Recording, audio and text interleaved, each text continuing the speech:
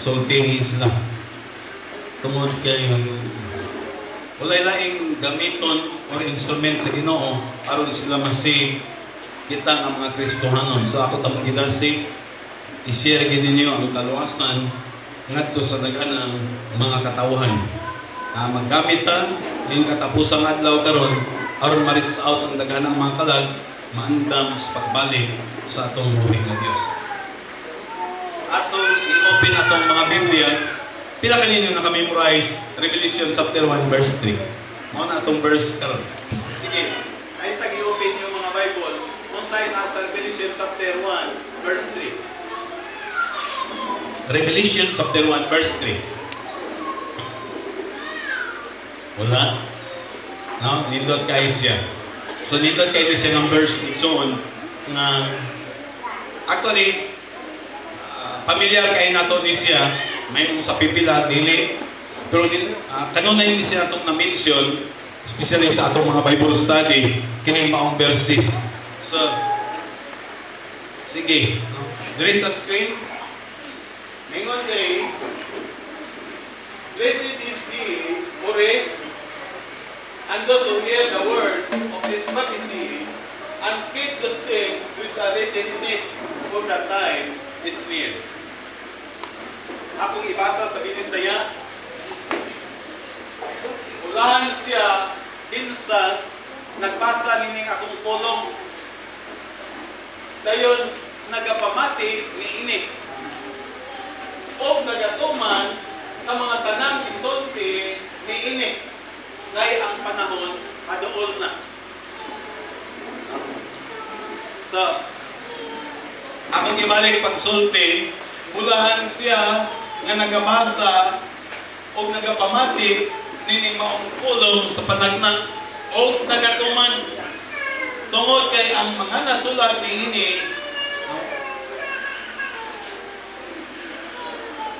nagatuman sa mga naisulat niini tungod kay ang panahon haduol na. Mayon ko na nato mga igsoon, sa dili ni nako expound, pwede na mong upaulit. Satisfy na kay ka sa word. Mulahan siya nga nagbasa, namati, nining maong pulong sa panagna, ug nagatuman tungod kay ang panahon haduol na. Ang word nga haduol or near, ang atong time karon. Ining word nga near, ang atong time karon mga kaigsuonan. So, kita ang end times generation. Kita katong gipabisi, gisulti sa Matthew 24, verse 32. Ang mga Israel, sila ang timepiece or timetable sa atong buhi nga Ginoo. Meaning now, sa yuta. So, kung sa ang word nga near, ang word nga near, kita sa atong kapanahunan karon. Kita sa atong generation karon. Diri nagka-problema ang daghanang wala nagbasa sa Bible. Diri nabikil ang daghanang mga katawhan wala nagbasa sa Bible. Kunang ako padayon ta mong idasig, basa mo kanunay Biblia. Katong pipila dili na makakita siguro naman mo'y mga apo. Daghan kayo mga apo kay medyo taas-taas ng inyong edad. Ang inyong apo ipabasa og Biblia. Anak, basahi sa akong Bible. Kay ang word nakadungog. Ang uban di naman makabasa but still makadungog. So, itong mga medyo taas-taas ng edad, di na makabasa, ipabasa sa inyong mga apo ang pulong sa Ginoo. Kay mao ni siya ang bikil sa daghanang mga tao na wala masayod sa truth. Wala masayod sa mga gisulti sa pulong sa Dios. Kaya abi nila ang atong sitwasyon karon normal. No? Abi nila nga atong sitwasyon karon normal lang. Sugilan ta mo mga kaigsunan, ang atong sitwasyon karon dili na normal, abnormal na. ang word mismo nagsulti.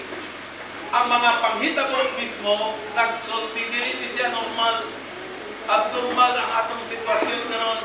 And I believe, no, ako tanong padungkol kanunay, nga anytime mubot siyang atong trompeta, anytime may tabok yun ang rapture. Abnormal ang atong sitwasyon ron.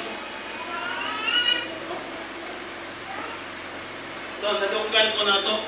Ang atong sitwasyon karon dili siya normal. Diya nagka-problema ang daganang wala nagbasa sa Bible. Katong mga katawhan nga nabisi sa mga butang na mawala. Katong mga katawhan nga wala gyud paki may tungod sa Ginoo. Para nila ang tanan normal, abnormal ang atong sitwasyon karon.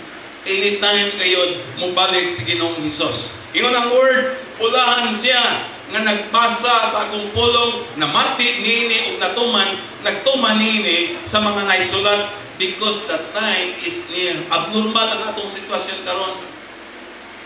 I don't know sa side sa daganang mga Christian. No. Kung sa kailang konklusyon sa atong sitwasyon karon, may mong pipila, may mong sa ilangan, normal man lang, ingon aning delikado na siya. Kung ang Christian, ang iyang paglantaw sa atong sitwasyon karon, normal sama sa mga taong wakit nagbasa sa pulong sa Ginoo, delikado. Anong delikado man, tungod kay ang mahitabo, mudangat ka ngadto sa kinabuhi, ngayon anak kalaks. No? In anak kalaks, nga mao na say nagakaitabo karon sa daganang mga Kristohano na mas aktibo pa sila sa mga buhat sa kalibutan. Mas aktibo pa sila sa kabisyon sa kalibutan kaysa ngadto sa Ginoo.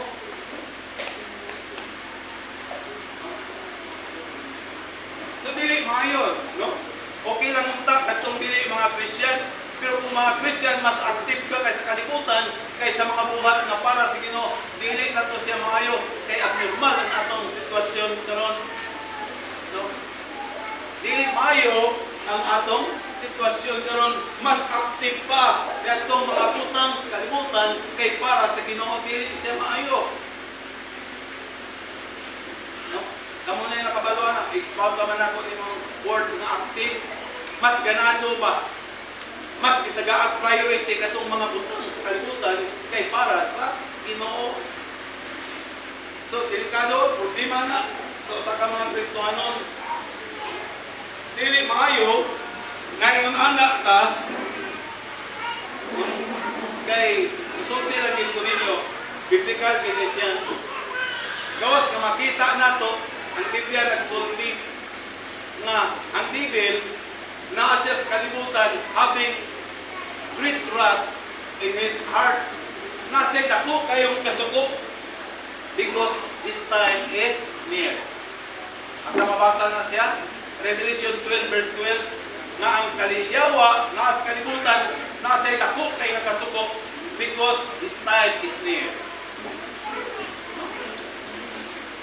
No. So, makita ni mo sa kaaktibo ang yawa, ang Christian inactive.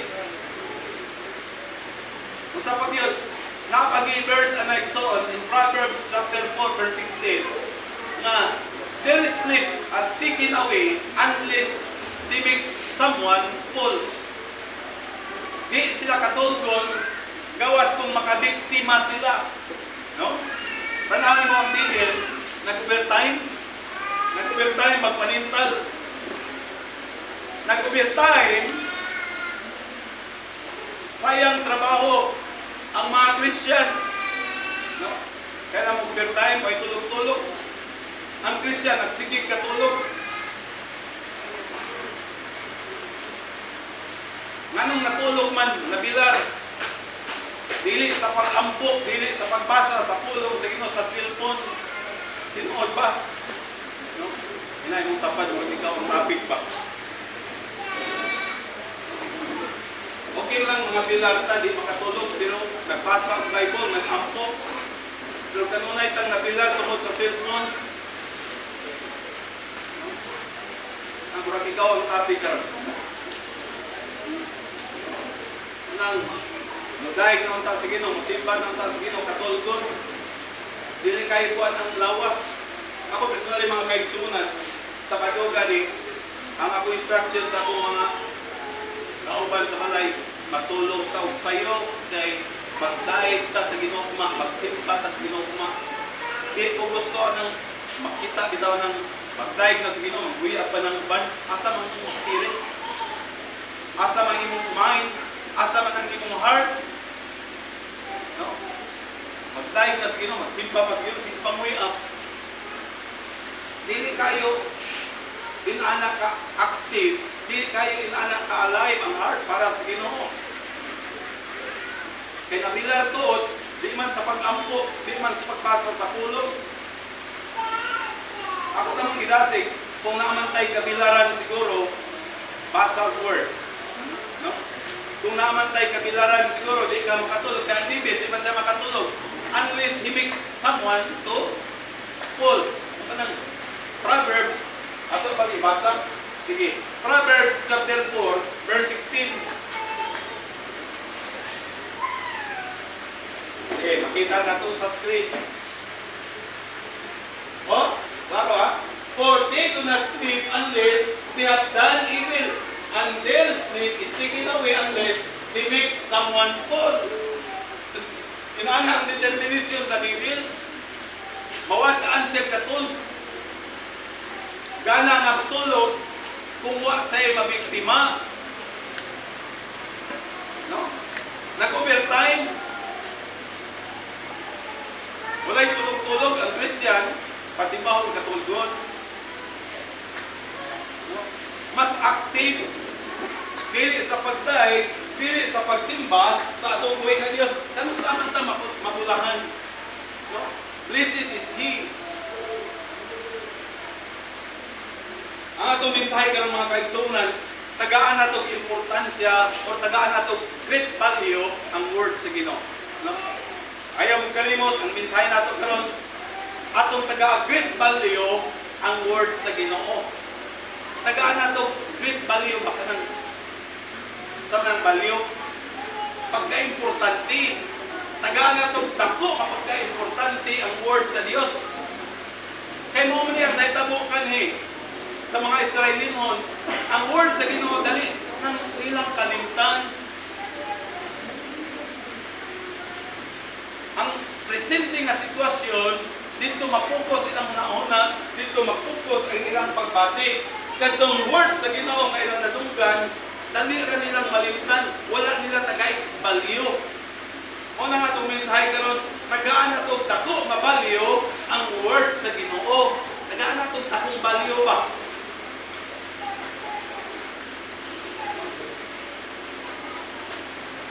Masa kaning word sa Ginoo, mangay na itong tagaan dako mabalyo. No, kaning gusto karon na listen is He who read this word of prophecy and keep it. Saan ako maghatag dakong balyo? Nga akong ipot into action. Nga akong imong ikinabuhi ba? Kung nag-ingon ang word, nga maabulahan ko, nga kanunay kong magbasa sa pulong sa Ginoo, magbasa ka kanunay. Mag-ampo ka kanunay. Kaya sinilanta mo, niyata karon sa panahon, nga wicked na kayo ang atong sitwasyon. Ang atong panahon karon dautan na kayo ang tao. Kung di ta mainampo sa ginlantaw mo mga kaigsunan, dili ug di kita mulampos niya kinabuhi sa pag-alagad siya. Kay usara gyud ka paagi nga mulampos ka, mahimo kang successful as Christian, you must be prayerful. So, unsa bulahan siya nga nagbasa, kanunay mo basa sa word. Ayaw tuguti nga mudangat ang adlaw, ikaduhang adlaw, wa kakabasa og Bible. Ayaw ginatuguti.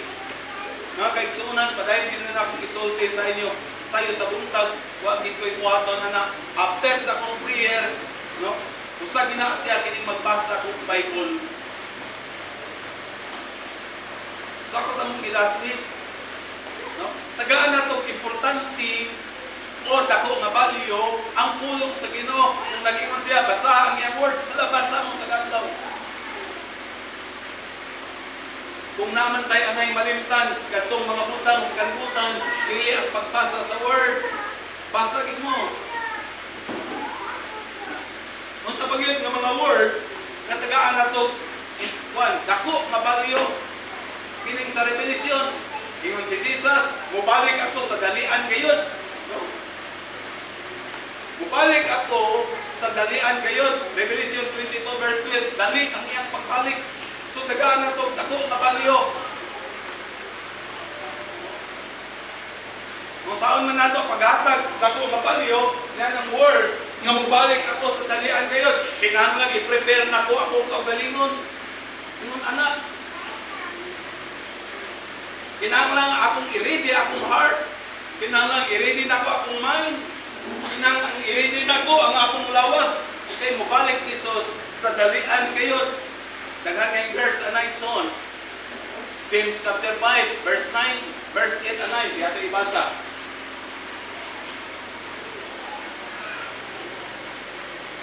Atong ibasa diri sa screen. James chapter 5 verse 8 to 9, duha ka verses.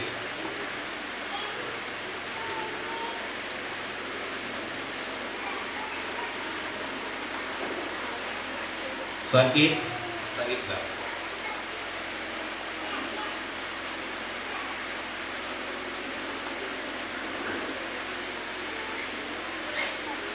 So, ngayon rin, you also be patient, establish your heart, for the coming of the Lord is at hand.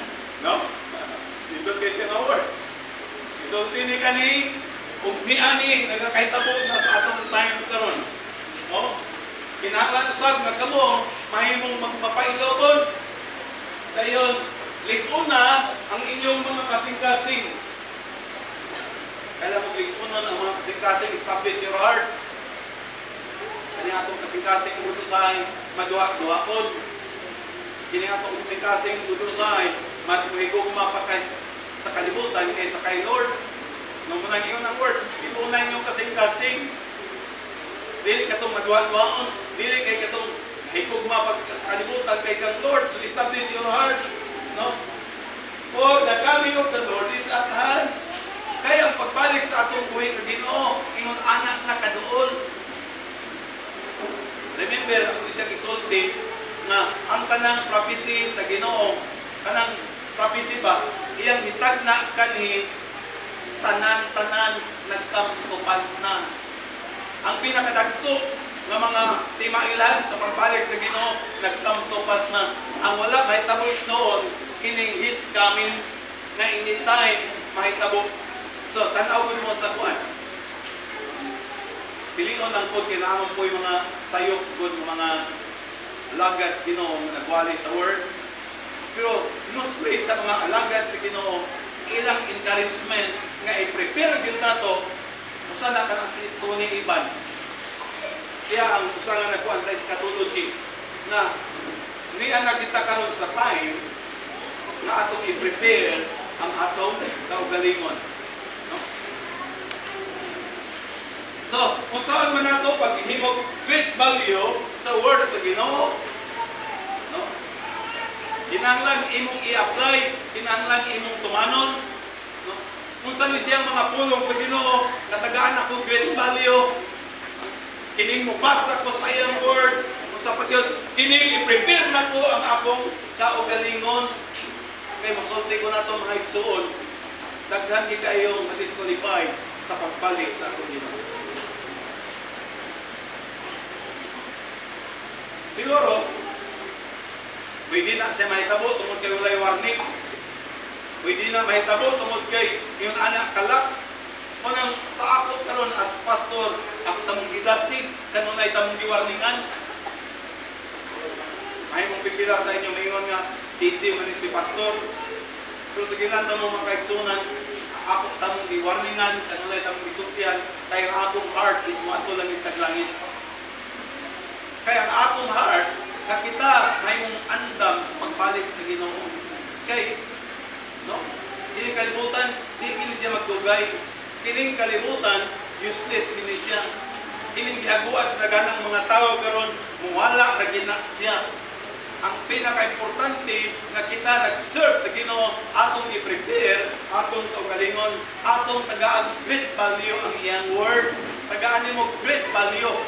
Di mo palingog-lingogan ba? Kanang tagaan mo great value. Dili nimo kanang makadumog ka, may lako sa pikas dalungkan. Nabi mga ingon anak nga makalagot. Ila kaninyo ngay anak nga sultihan di kasabot. Makapasabot ba usahay di ka magbantay. Klaro kay instruction, pag ulit mo ay naitabo. Kay walay value ang imong gisulti, walay value ang imong word. No? Na bang tagaan mo dakong pagtagaan. Ako na mong gilasing. Ingon nga pastor, heart to heart ni siya akong pag-istorya sa inyo. Wala ko'y laing purpose, mga tutaw langit. Kay dili maayong pamation na maihaprat ta sa tondo diri na pag-imabilin. No? Pero I hope na kining encouragement nako matag adlaw ang Domingo, confirm ni siya sa word. Wa ko nagwali diri ako. Confirm ni siya sa word. Then ako tamang gidasig, tagaan ninyo great value. Kanang value sa pan. Tagaan yung takong pagtagaan. Imong ipinabuhi, imong ipot into action. No? Kaya yung word, bulahan siya na nang basa, namati sa akong pulong. Ikatatlo is nagtuman, na kay action, na kay obedient, na kay faithfulness. Ingon anak. Salamat sa atong buhi ka Diyos. Mga kaigsunan, kung sulti ko sa atong bang kano saan na to ma-experience ang presensya sa atong buhi nga Ginoo. Kano saan mo ma-experience ang blessing sa Ginoo. Kita na kaya, no? Ang iyang presensya, kano saan nimo ma-experience, kano saan nimo ma-experience ang iyang blessing, no? Sa matag worship nimo, tungod kay ang iyang word, imo bitawon gi-apply, tungod kay ang iyang word, imong gitagaag value sa imong kinabuhi, o nang mabatian dayon nimo ang presensya sa Ginoo. Kay nga naman ang imong kinabuhi mismo nagsubay sa word sa Ginoo. Dili mag-alagad taw kinapilanta mo, wala gani intimate closeness. Di gani imo mabatian ang iyang presensya. Boring. Labi na diri sa atong worship nga tagdugay kayo. Nay, okay lang, no? Katong sa pipila ka nang nasa tradisyon nga duha ka joyful, duha ka solemn worship, ulit na dayon. Pero murag di man to worship siguro. Kapoy na siya buhaton, di na magluhod. Labi na itong kanta na ito mga sa ito siya. I will worship you. May kay katulog na. May kay katulog. Basta di ka tune in, ang imong spirit ba, di tune in sa Ginoo. Nagugay po doy. Eh di mo ma-experience ang iyang presensya kung ang imong life wala nasabay sa iyang word. Unang iyang word, taga na ito, takong bagyo. I will worship you. Jesus, I will. Tila ka din yung anak. May kay katulog. Hindi mo ma-enjoy ang iyang presensya kung imong life wala masubay sa word, kaya wala hindi mo taga-great value ang iyang word. Mga uban, nagdamgo na. Hindi na yung tapad, nakitaan kasi Ginoo ba, nagdamgo na. Titira na ito, pasultihon. Halos di na makatingog ang uban. Pero para sipon, di mo tingog. Ginaanak pa. Napag-style sa ating misturyahan nga, man ba, with all strength. God, pag-yun, pero di pa worship, di mo tingog. Sa panahon, mas active na sa word, kay kang Lord. Asa namang great value niya? Sa Ginoo. So di na mo ma-enjoy soon. Pero ang imo ganing life nasubay sa word, pa-worship ka. Diba? Kanindot tayo ni worship. Nindot kaya ang worship. tunga sa oras gamay ra kay na. Isa ka oras gamay ra kay na. No? Kini atong worship diri gikan sa Joyful. Pagsugod tag mga 8:30. Joyful. Mahuman taon mo 11. Mga quarter to 11 or 11. Pila ka oras? 9:30, 10:30. Murag ka oras. Kapoy kay ng section. Kung wala ka makuan sa word sa Ginoo. Hindi mo ma-experience ang iyang presensya tungod kay mismo ang imong life wa nakuan sa word. Ano sa po nato ma-experience kini bitaw blessing sa Ginoo. Ano blessing? Ano sana nimo ma-experience ang blessing sa Ginoo? Kung ang iyang word imong gitagaag great value, imong gi-apply, imong gikinabuhi, imong i-put into action. Wala siya, ang atong mensahe karon, great value, tagaan mo itong value. Karon ako i-share sa inyo, na-believe, hanggang ipasabot mo sa Holy Spirit. Ngayon, anak, ingon ani ko nga inyong Dios. Tagaan ko nimo og dako nga value sa imong life. So di na siya. Nakakatang tidasig mga katawan sa Dios. Wa ko'y laing kuan, dili ingon nga himong ikuan ta mo, pero kining maandam na sa pagpalig sa Ginoo. So, kung sa atong mensahe karon, tagaan nato great value ang word sa Ginoo. Kanungog mo sa atong mensahe karon, kamana i-apply ito ninyo. Nakadungog mo sa mga pagpasabot karon sa Ginoo, i-apply ito ninyo. Muna siya ang great value. Mulahan siya na nagbasa, nagtuman, nakadungog, nagtuman, dini maupulong sa probinsya. Tungod kay ang panahon, adukol na. Anytime, bumalik kayo sa Ginoong Hesus. Sige lahat mo. No? Excited ba mo? Ako excited ko. Excited ko, my Lord. Kana bang ibang experience na po nauban si Ginoo? Kaya karon, namagin ang Ginoo na to. Hindi man giningon siya. Mabatian nimo, sulti siya nimo, no? Padayag siya nimo, pero lahi mo punto na makayon ka ba nga excited ang imong heart kay pinasay nga experience na imong makita ang Ginoo face to face, makauban nimo ang Ginoo hangtod sa walay katapusan. Ako ta mo gidasig very deep for the rapture. Ang Dios ang kapanalangin natong tanan. Ato tas pagpanindog.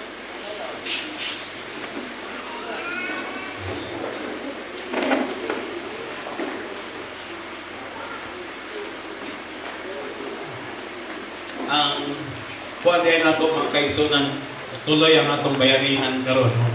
So, sa di pa mag-iin nato in prayer, ato nagpasalamat sa atong buhi nga Dios kay taas na ang atong nakural.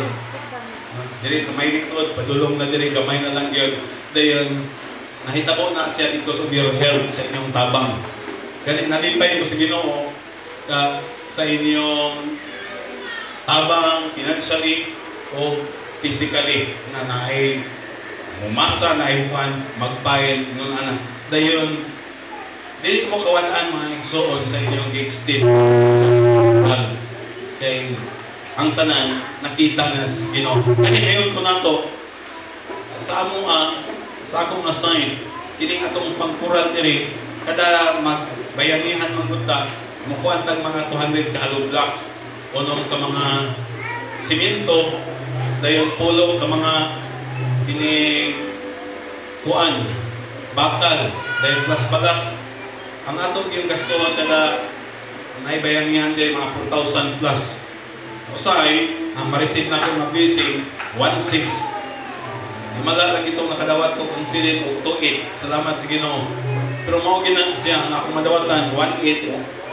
1,000 kapit. So, ako gila kong taplo nun.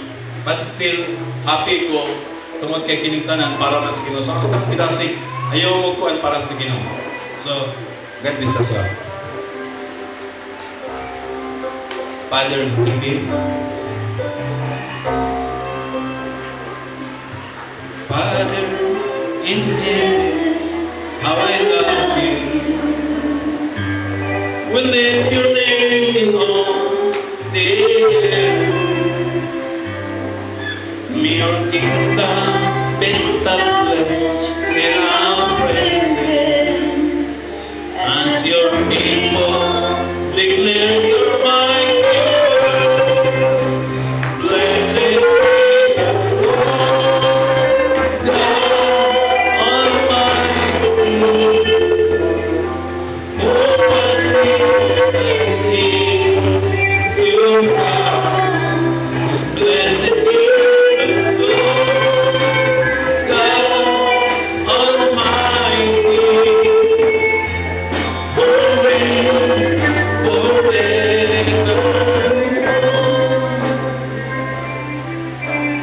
Father in heaven, I love you. We lift your name on the air. Your kingdom is established in our presence. As your people declare your mighty words, blessed be the Lord God Almighty. Holy Spirit, still, blessed be the Lord God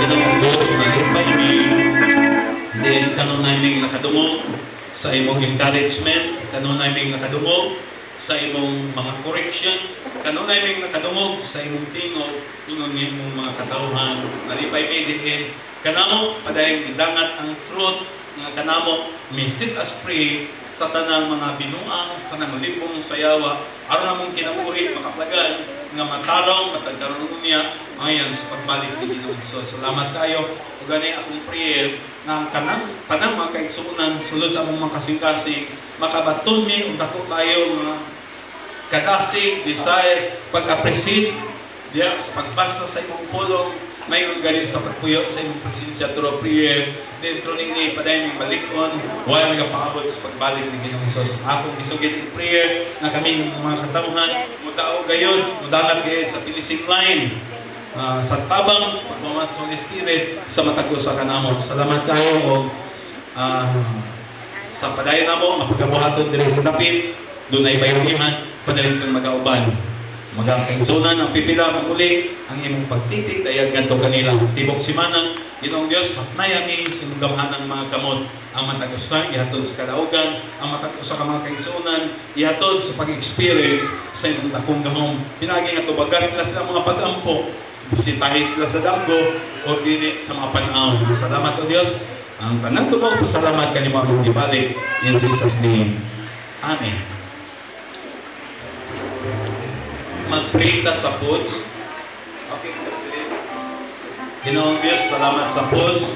Ang tanan akong gi-receive uban sa pag-ila nga ikaw gayud ang tag-iyan ining tanan. Nangay ka ng balikan sa among pagpasalamat gikan sa among kasing-kasing. Ang maigso nag-prepare ang panalangin nga gikan kanimong kusog, may panglawas padayong budangat ngadto nila. Ngala ni Ginoong Hesus padayong matuboy sa among taliwala. Why nagatigosit me? In Jesus' name.